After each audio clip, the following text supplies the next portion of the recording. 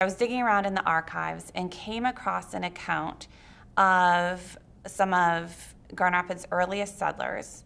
And there was a Baptist mission that was established very early on next to a couple of Native American villages. The Baptist missionary had been working to convert the local Indians and had not reached with much success at that point, and was trying to tell them about his God.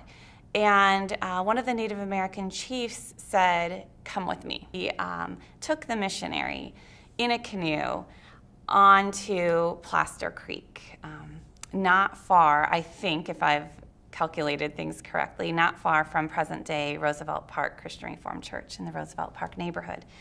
And he had the missionary look around him. He said, "Just look at the sky, look at the river, look at the trees.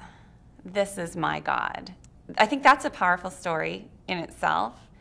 But then the missionary who was there did look around, and he saw in the hills gypsum, which could be used to make plaster, which is the source of the name Plaster Creek today, which was a very profitable commodity at that time. And he went and he told some businessmen about this discovery, and sure enough, people arrived and started extracting plaster from the banks of Plaster Creek. And you have this kind of beginning of the environmental degradation of the area.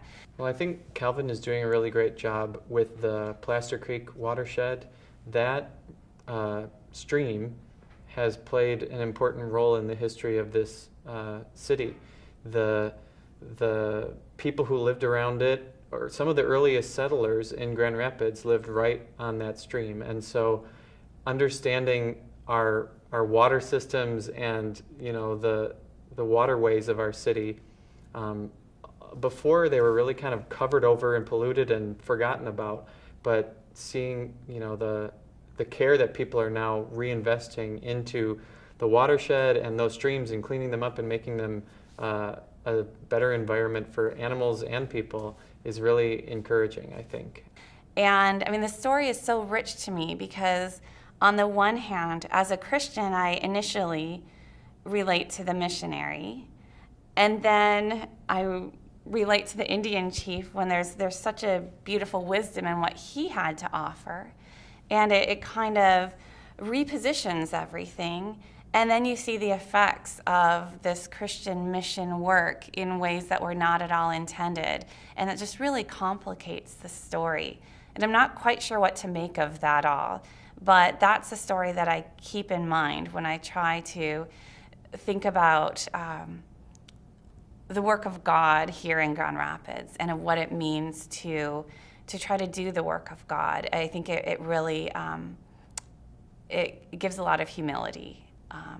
And so that's a story that I like to reflect on as a kind of founding narrative of this community.